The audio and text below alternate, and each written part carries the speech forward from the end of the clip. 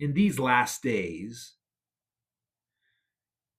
I find myself working less and listening more. It's easy to get caught up in the hustle and the bustle of doing things for God and forgetting to stop and learn about Him. If you slow down and if you still your heart and listen in your prayer life and listen when you're reading the Bible, He'll tell you wonderful things, mighty things you didn't know. But you have to slow down. That takes a humility, because so often we want to be part of busy, doing things, having our fingers in things, all of this stuff. We see this and so often in the church. Why? Because doing things helps us feel more useful, more religious, more spiritual, more valuable.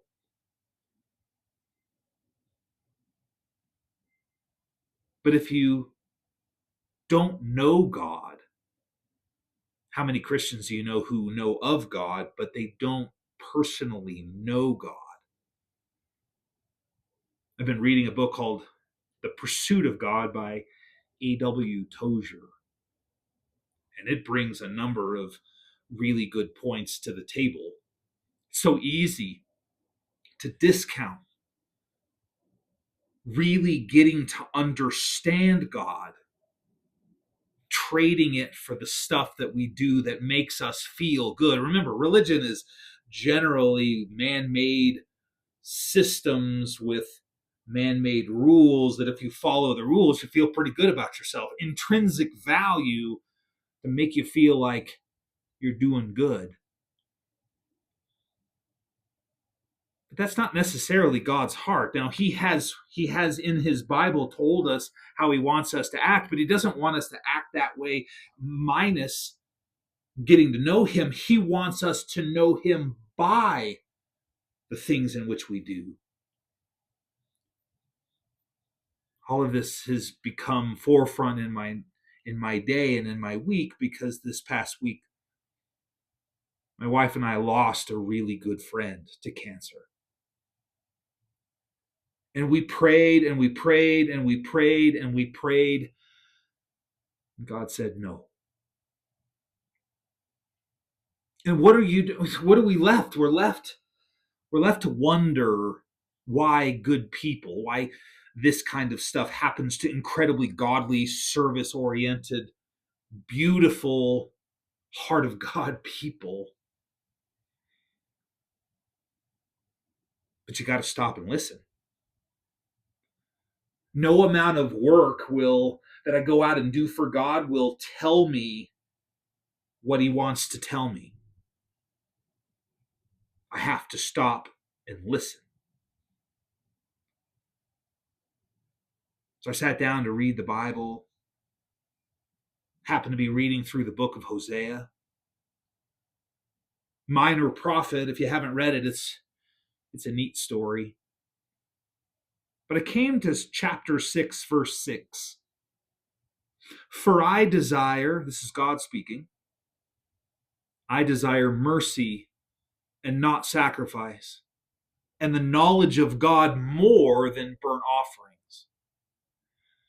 Now, if you're a Bible student, this verse should seem familiar to you. Jesus quotes it several times in the book of Matthew. Parenthetically speaking, the book of Hosea is in the Bible the reason why it was included in the Bible was because Jesus quoted this book. Now, I always thought this quote came somewhere out of 1 Samuel, but I was surprised to run into it here, and I stopped to start thinking about what it meant because I've been listening. And here's what it means. It says, I desire you to understand who I am more than the works that I ask you to do. And it says, I want you to have the knowledge of me more than the sacrifices you do for me, the works that you do. Now, like I said, it's easy for us to get caught up in the works, the religiosity, the stuff that we do. But God says, I want you to know me. I want you to understand me. I want you to do things in a manner that is more relevant and more realistic for developing a deep understanding, an intimacy with me. That intimacy will tell you who I am. By doing these works to develop an intimacy, you'll understand who I am. And that's what I want. I don't want to be clamoring to put a video out every day. I don't want to be clamoring to have to teach. I have to teach. I have to do this. I have to do that. I have to. No. I want to back off and I want to listen. Because I want to know God. I want to pursue God. I want a deep relationship. I want an intimate relationship with Jesus. I want to let Him speak into my life in a way that allows me to understand Him better than I understand myself, because He surely understands me better. He's known me since before the foundations of the world. He knows me. I want to know Him. I want to know Him more than the works that it takes. Well, I told you that Jesus quoted this one in two different places in the book of Matthew, talking about the fact that when he made these quotes, he's talking to the religious Pharisees, the religious leaders who are trying to push the Israelites into doing the law.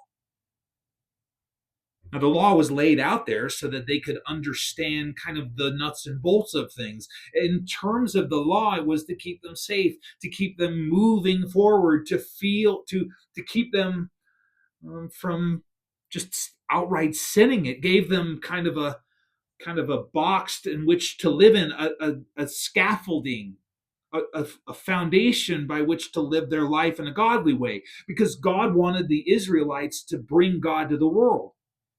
All of it points to Jesus. And once Jesus came and died and resurrected and was taken up into heaven,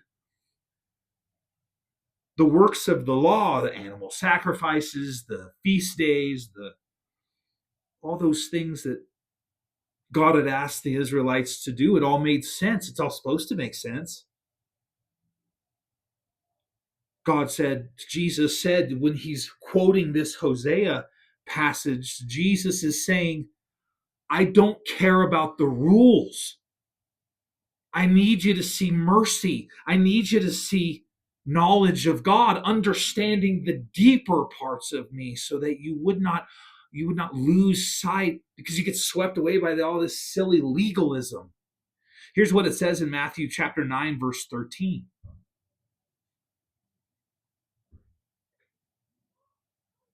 The story, just to catch you up so I don't have to read the whole thing, is that the Pharisees see that Jesus is eating with tax collectors and prostitutes. And it was against the law for teachers, rabbis to do that. And so they call him out on it. Teacher, why does your teacher eat with tax collectors and sinners?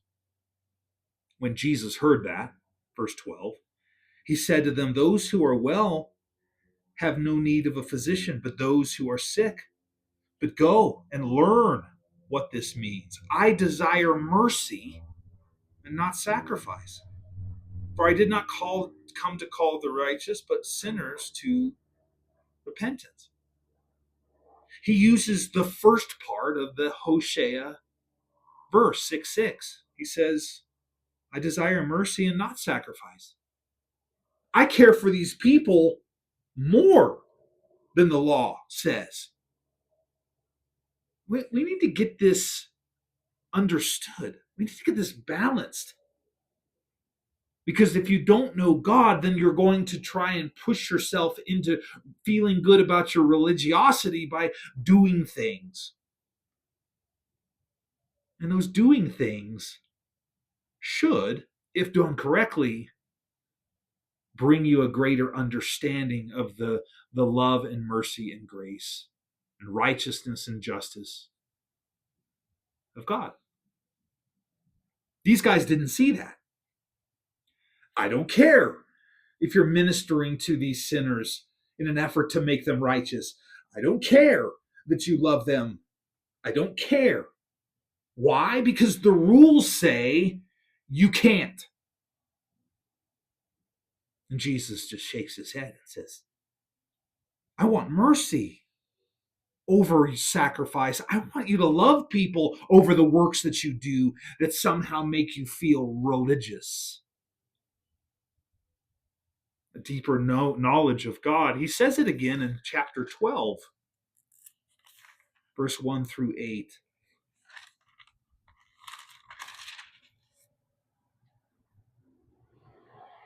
Listen to what it says. It says that at that time Jesus went through the grain fields on the Sabbath, and his disciples were hungry and began to pluck heads of grain and to eat. They're hungry, they're eating. And when the Pharisees saw it, they said to him, look, your disciples are doing what is not lawful to do on the Sabbath. Now, you'll love this. They're picking heads of grain and eating it.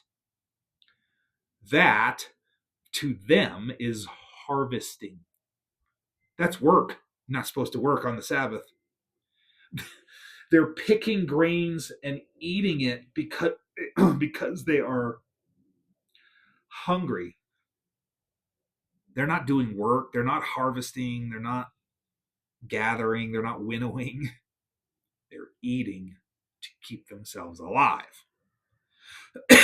But here again, instead of the comfort or the need, the human need to eat, mercy, they're not following the rules, sacrifice.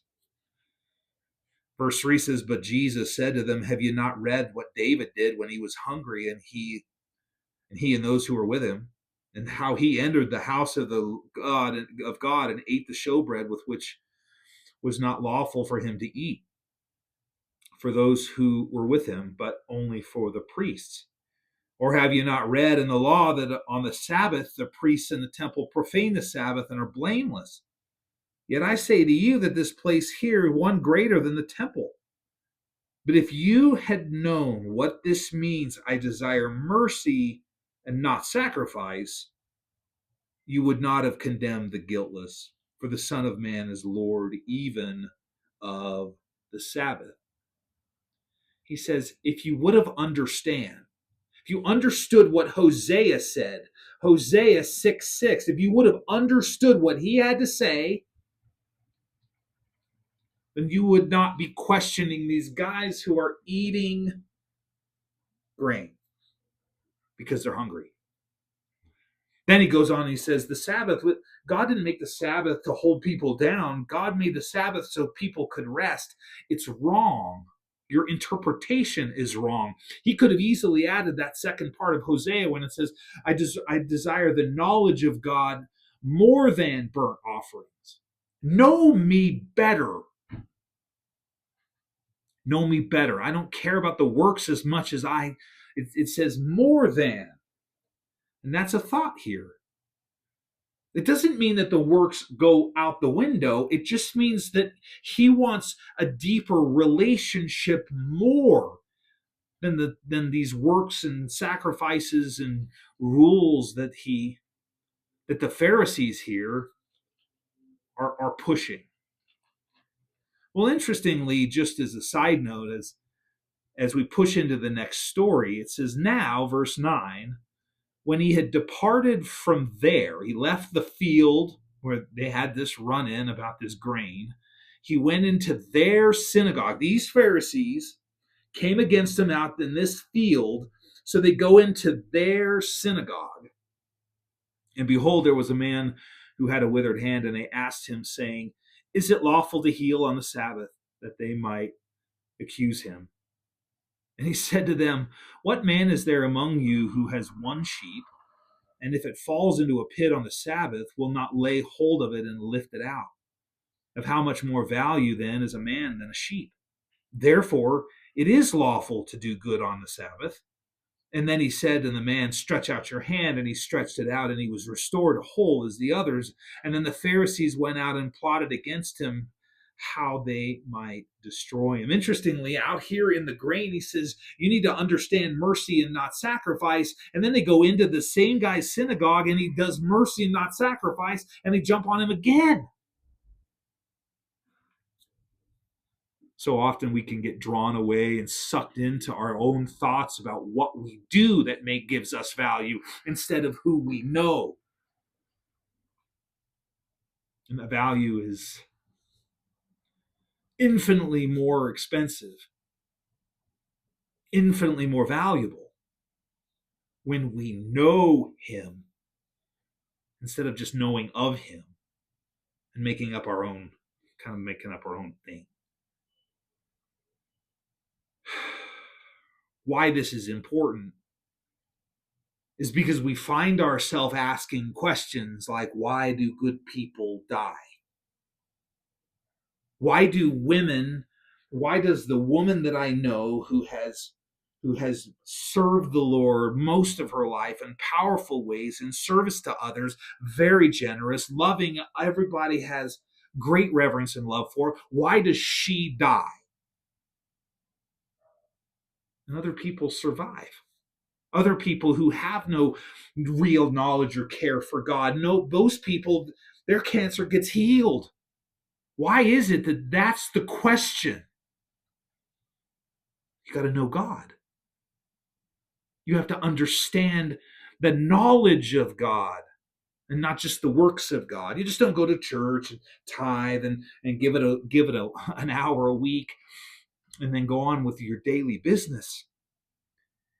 If you had a best friend, wouldn't you want to know about your best friend? Wouldn't you want to know what makes them tick? Wouldn't you want to know how they feel about things or how they want you to act around them?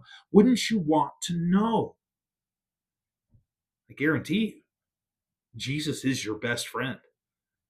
He did something no man could ever do, died for sins to save your soul, to bring you into a communion, deep, intimate relationship with him for eternity. I was thinking about several stories in the Bible that tell us and that start to show us something about God that is kind of answered in this problem that I have, because I sit here questioning why he took her so early and why he didn't heal her, why he made it so hard.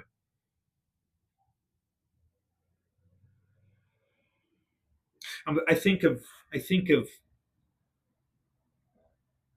Job.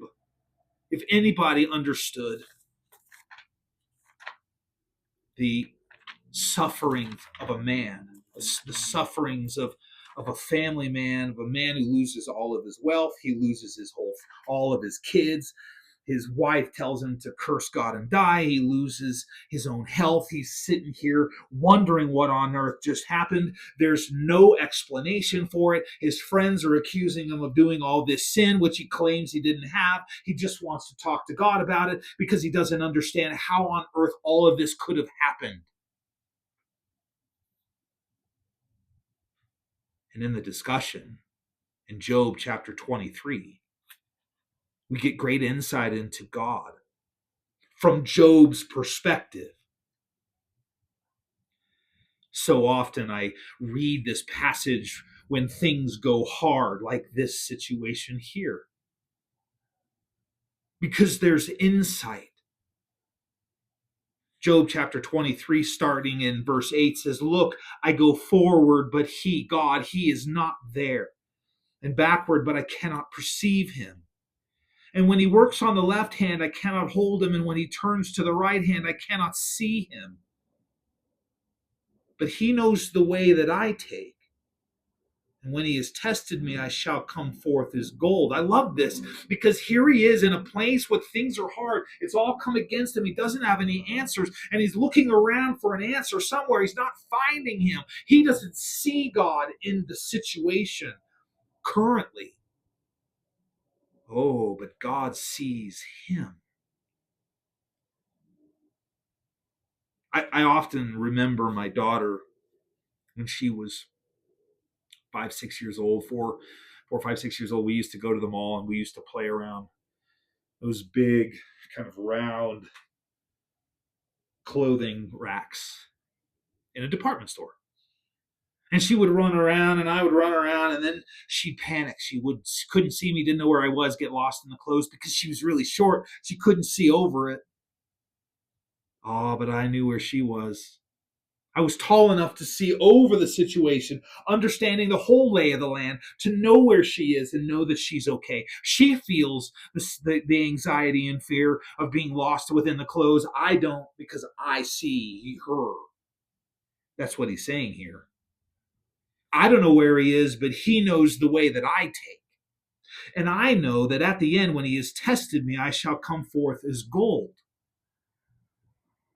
Now, Job steps into this idea about religion. He says, but he knows, it says in verse 11, my foot has held fast to his steps. I'm a religious guy.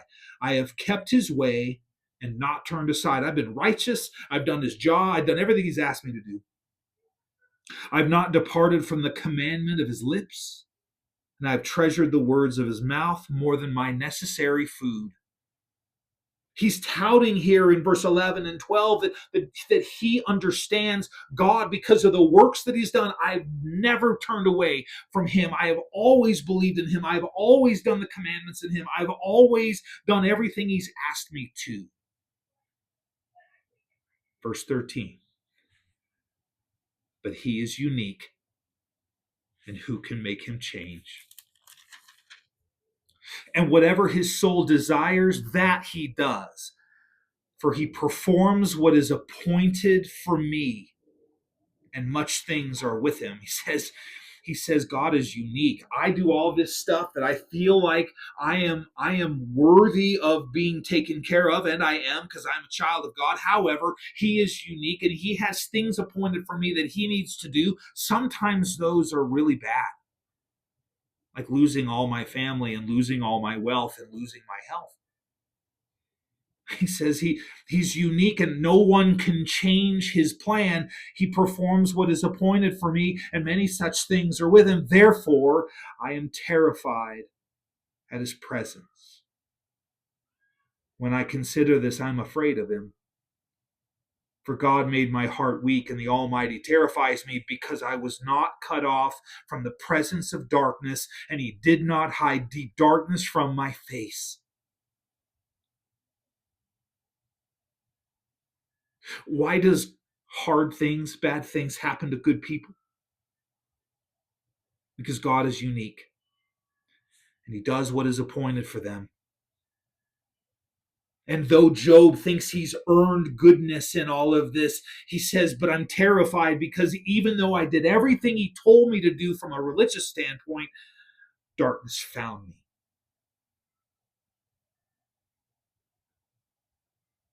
This is a paradigm shift to someone who believes that if I do enough religious works, then I'll be fine, and I won't have any drama, I won't have any terror, I won't have any horrible things happen to me. No. No. No. And Job could end it right here and say, forget it, God. I don't believe this anymore, because I thought I worked for you and you turned your back on me. But he doesn't. And the argument continues until the very last chapter. God, over the last few chapters of the book, starts asking questions of Job, saying, where were you when I formed the earth? Where were you? How do you know? How do you know any of this? Are you all knowing? Because if you are, then I don't need to be here. I understand what I'm doing. Just trust me, Job. One question that we never get answered when we ask God for why things are happening is the word why. Why do we ask these questions? He doesn't answer it. The better question is who. And that's where we end up in chapter 42 of Job. He says, then Job answered the Lord, and he said, I know that you can do everything, and that no purpose of yours can be withheld from you. You asked, who is this who hides counsel without knowledge? Therefore I have uttered what I did not understand. Things too wonderful for me, which I did not know. Listen, please, and let me speak. You said, I will question you, and you shall answer me. I had heard of you by the hearing of the ear, but now my eye sees you. And therefore I abhor myself and repent in dust and ashes. Job admits that all of this that had happened to him had opened his eyes to a better understanding of God. He had read the books, he had listened to the stories, he knew of him from an academic way, but now he knew him, he saw him, he knew him in a deeply intimate manner. Regardless of how bad it is, regardless of how hard it was, regardless of how tragic things were, he understood a deeper sense of understanding, of belonging, of intimacy with God. And he says, I've heard of you, but now I see you. And in doing that, I abhor myself. Paul had a thorn, he wouldn't take it away. My grace is sufficient for you, for you are made weak. And there are other things that we see. We see in different places where he starts to speak other kinds of things. What happens when we find ourselves, thank you. What happens when we find ourselves questioning God and his mercy and his grace because he's willing to do something that we didn't see coming, and the questions kind of fall in line? How about Luke chapter 13? I love this story. It says in verse 10, 13 verse 10 says, Now Jesus was teaching in one of the synagogues on the Sabbath. And behold, there was a woman who had a spirit of infirmity 18 years and was bent over, and in no way raised herself up. She's walking bent over. She's got a back problem, maybe scoliosis or spina bifida or something like that. She's had it for 18 years, some sort of catastrophic injury. Now it says here it's a spirit of infirmity, which means that there is a demonic entity resting in her body. By the way, she's a child of Abraham. Jesus heals her.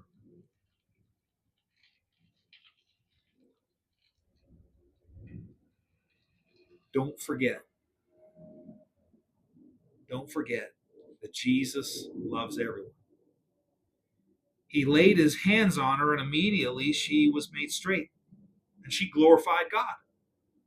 A believer with a demon healed by Jesus. Remember what Hosea said. Remember what Jesus said in Matthew. I desire mercy, not sacrifice. And the knowledge of God more than burnt offerings. That's what he said in Hosea 6:6. Verse 14 here in here in Luke says, But the ruler of the synagogue answered with indignation because Jesus had healed on the Sabbath. There's those rules again. And he said to the crowd, There are 6 days on which men ought to work. So apparently miraculous healing is work. And therefore come on and be healed on one of them and not on the Sabbath day. He's telling people who need healing, don't come to the church on Sabbath to be healed. There are other days you can do that, but don't do it here. What? What does that mean? The Lord, verse 15, then answered him and said, Hypocrite. Does not each one of you on the Sabbath loose his ox or donkey from the stall and lead it away to water? You take your own animals to the watering hole so they don't die of thirst on the Sabbath, and I can't heal this woman who's been bent over with a problem for 18 years. And she's a child of Abraham. She's one of you. So ought not this woman, being a daughter of Abraham, whom Satan has bound, think of it, for 18 years be loosed from the bond on the Sabbath? And when he said these things, all his adversaries were put to shame, and all the multitudes rejoiced for all the glorious things that were done by him. He could have easily said this, I desire mercy over sacrifice. He could have said it again here, because we see over and over and over again that Jesus does wonderful things, being merciful, being loving, being gracious to people who are in need. And yet these guys who have to enforce the laws don't see the value in goodness and love and grace and mercy. Instead, they want to enforce the law. This stuff drives me crazy. It's not much different than a lot of people that go to the church today. It's all about works and not enough about taking care of the marginalized people that need to be cared for. Jesus says in another place, I was hungry, you fed me. I was thirsty, you gave me water. I was naked, you clothed me. I was in jail, you came to me. I was sick, you made me well. And I say, when did we do that for you, Lord? When you did it for the least of these, you did it for me. I desire mercy over sacrifice. I desire knowing me better, more than the rules that I've told you, or the rules even worse that the hypocritical Pharisees have created in some way. They're not from me. They're from you. Why does God do what he does? Why does God do what he does? Because the whole point is for you to know him. Here's another story. John chapter 9. I love this story. This one tells an interesting. See, we want to use the Bible and we want to read the stories, but we don't want to just take them tongue in cheek. We want to look deeper into what's really happening, because this is a historical account of something that happened to a man. And you could easily say, well, that was a man thousands of years ago. It's not about me. No, wait, it is about you. If you look at the principles by which things are being said and taught here. Some people believe that the Bible is closed. It's just a dusty stories. But in the epistles, it says the Bible is living and powerful, sharper than any two-edged sword. See, the word is alive, it's living, it's continuing. There's things that are written in this book that haven't happened yet, although they're starting to happen now. We're living in crazy times. But the Bible tells us it's a mirror. We need to read it, and it needs to read us so that we would understand God more. The whole point. It isn't the story, although it's an amazing story. It's what Jesus does. It's how Jesus works. It's the answers to their questions. All of this then take back into you and say, why is it that she had to die? Why do good people have to die? Why do godly people have to die before their time? Well, it's because God had a plan. Chapter 9, verse 1, and John says, now, as Jesus passed by, he saw a man who was blind from birth. And his disciples asked him, saying, Rabbi, who sinned, this man or his parents, that he was born blind? That's an interesting question. Why are we worried about the fact that somebody had to sin to make this a penalty? But that's what they believed in this culture. That if there was some sickness or infirmity to you, either it was you who sinned and it came to you as judgment, or it was your parents who sinned and that judgment came passed down to you as the child in a way to push them to suffer and you too. But the Bible tells us in the Old Testament that he's not going to hold the sons accountable for the parents' sins. He's not going to hold the sins to the parents of the sins made by the sons. This is not how this works. We are all held before the one who gives account. We all have to worry about our own sins. But they're asking this question. This guy's blind since birth. Who sinned? His parents or himself? Jesus answers this question, and he says in verse 3, neither. This isn't a sin issue at all, other than the fact that we live in a fallen world and bodies are broken. Eyes don't work, ears don't work. Our bodies break down, we're in pain, we get sick, we die of cancer. It's just a part of a fallen world. It's the sin that came from Adam and Eve. That will be vanquished soon enough, but until then, we have to deal in a world where our bones still break. Regardless of what we do, regardless of who we know, regardless of how we live our life. Jesus answered, neither this man nor his parents sinned, but that the works of God should be revealed in him. It's like, nobody sinned. The point he just made, it says, I must work the works of him who sent me while it is day. The night is coming when no one can work. And as long as I am in the world, I am the light of the world. The point that Jesus just made in one sentence in verse 4, he said, or verse 3, says, the reason why he's blind is so that God could be revealed right now in front of you. Now step back for that. This poor guy for 30 some years has to live blind so that Jesus could prove the works of God in this moment in front of the Pharisees. That's an interesting plan. Remember that healing is a sign of the coming kingdom. Jesus said the Messiah will come, he'll heal, he'll restore sight to the blind, he'll restore hearing to the deaf, he'll give speech to the dumb, the broken will leap like a deer. This is the coming kingdom. So when you see people healed like this man here is going to be healed, it's a sign of a kingdom where everyone will be healed. Not everybody. He didn't heal everybody. I prayed really hard. I wanted her to be healed. It didn't happen. She died. She is healed. She's healed before Jesus. And in that I am. I can't wait till that day to stand before him. She beat us all there. We're the ones who have to suffer by being left behind. But it's God's prerogative. He heals some and not others. Just a picture of a fact that a kingdom is here, and that kingdom at the end of time will heal everybody who stands before the Lord. It's just a faith-building promise.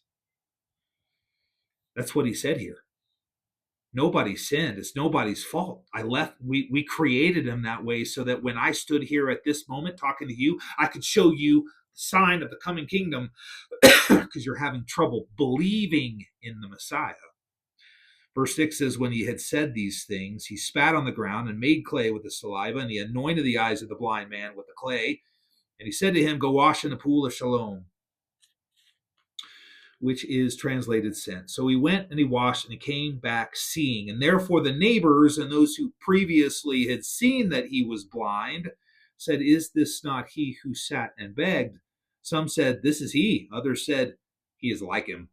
These people don't deny what they see. He's a doppelganger. No. Let your eyes see what you see. Therefore they said to him, how were your eyes opened? He answered, and he said, a man called Jesus made clay and anointed my eyes and said to them, go to the pool of Siloam and wash. So I went, I washed, and I received sight. And then they said to him, where is he? And he said, I do not know. Sometimes our suffering is for this kind of use, to be healed so that others around us can see the coming kingdom, a sign, a miraculous sign, signs and wonders. You have to suffer for a long time to be made well here. That's not the end of his troubles. He ends up getting kicked out of the synagogue because the people who run the synagogue still, once again, Hosea could have worked here. I desire mercy, not sacrifice.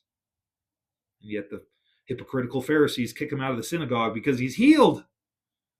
And they don't believe his story, and they don't like his story, and so they're saying, well, forget it. Get out. We don't like you. What?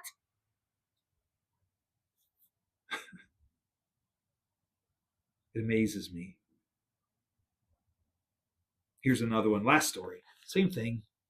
All of these stories are similar in their own ways. Now, you probably, if you're a Bible student, you've read the book, you've read the story of Joseph. Joseph grows up in a dysfunctional family. He's thrown in a pit. His brothers hate him. He's thrown in a pit. His brothers sell him off to some traders. The traders then sell him off as a slave to Potiphar in Egypt. So here he is, a teenager in another land, doesn't speak the language, doesn't see his family anymore. For 20 years he's in Egypt. Then he's accused of rape and he's thrown in prison. He's forgotten in prison until one day God created a situation to allow him to interpret a dream, and he gets promoted from the dungeon into the castle, and he becomes second in charge in Egypt. That's quite the turnaround. But look at all the suffering, the difficulties, the hardships, the testings, to see where Joseph's heart sits. It sits with God no matter what happened, but it has been a long road.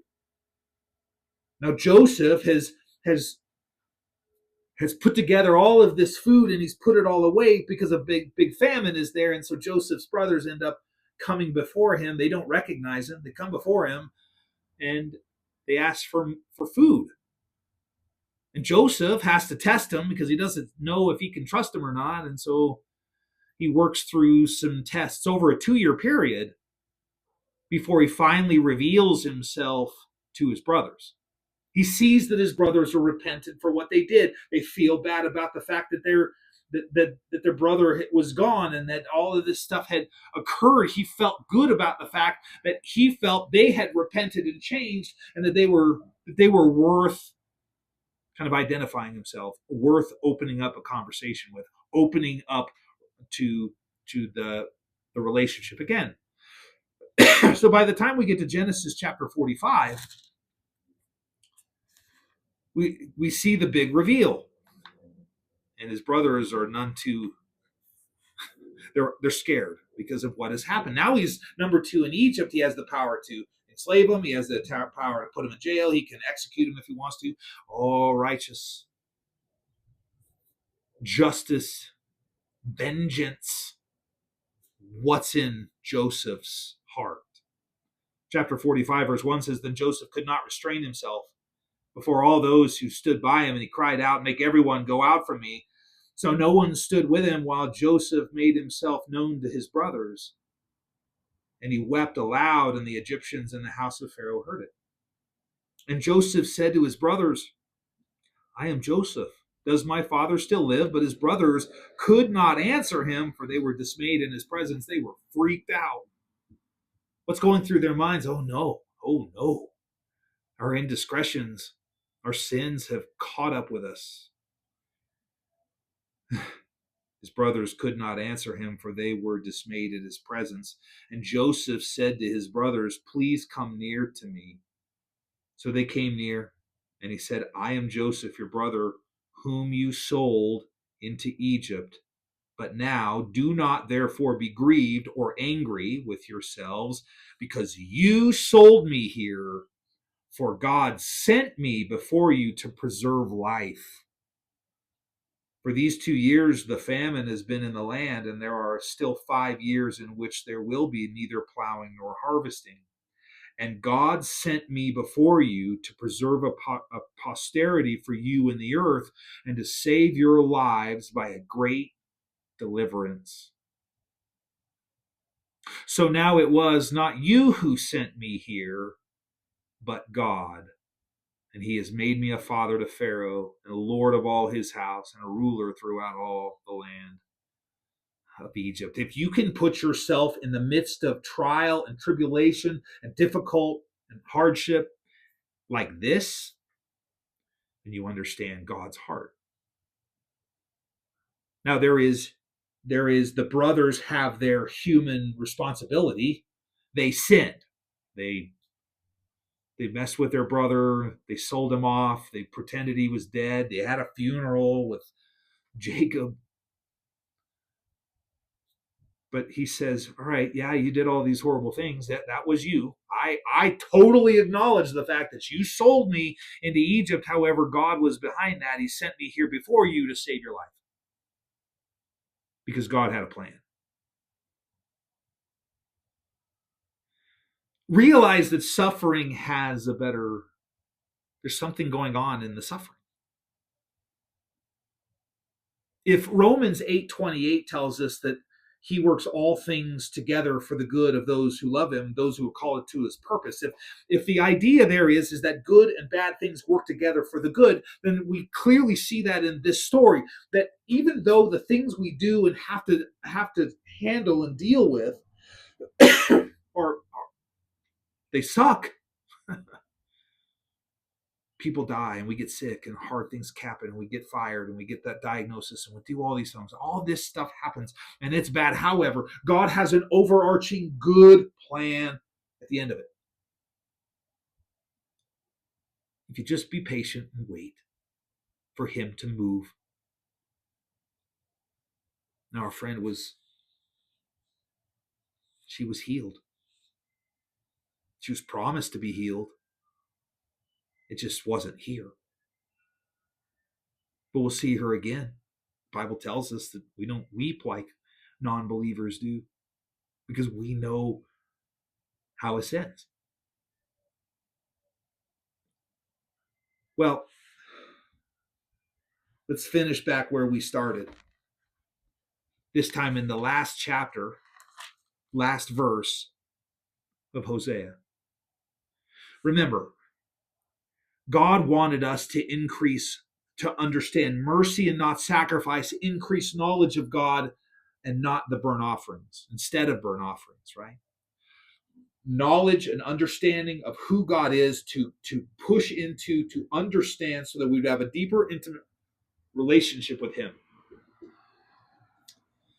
Hosea chapter 14, verse 9, this is the last verse of the entire book. It says, who is wise? Let him understand these things. Who is prudent? Let him know them. For the way of the Lord is right. The righteous walk in them, but transgressors stumble in them. You have a choice. God has a truth. The truth is laid out in this book. Understand the book and understand God. When the righteous walk in the righteous ways, God's way, God has the truth. When the righteous walk in the truth, they're blessed. When the transgressors walk in that truth, they stumble. It says, for the ways of the Lord are right. If you walk in the ways of the Lord, walk in the ways of this Bible, the truth, you will be blessed. If you don't, the transgressors walk not in the rightness of the Bible, but they stumble in sin and rebellion and unrighteousness. You have a choice. Be wise or be foolish. Just check out all of Proverbs, even Ecclesiastes. It says all this stuff. The end of the matter is this. It's not that important.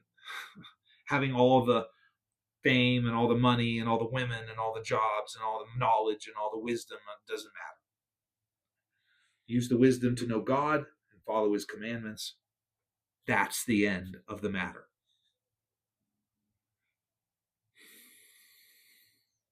I look forward to seeing her in heaven. I pray for strength for her husband. Sometimes we can't answer the question. The question why will not be answered. But the question we can answer is who? It's Jesus Christ. He had a plan before the foundations of the world. And as we've gone through these stories, we can see that having a deeper, intimate understanding of God will at least help you to understand, maybe have a paradigm shift by how God works in these hard times, even using tragedy with an overarching good plan of things to show us who He is. And when we're tested, we'll come forth as gold. Be blessed.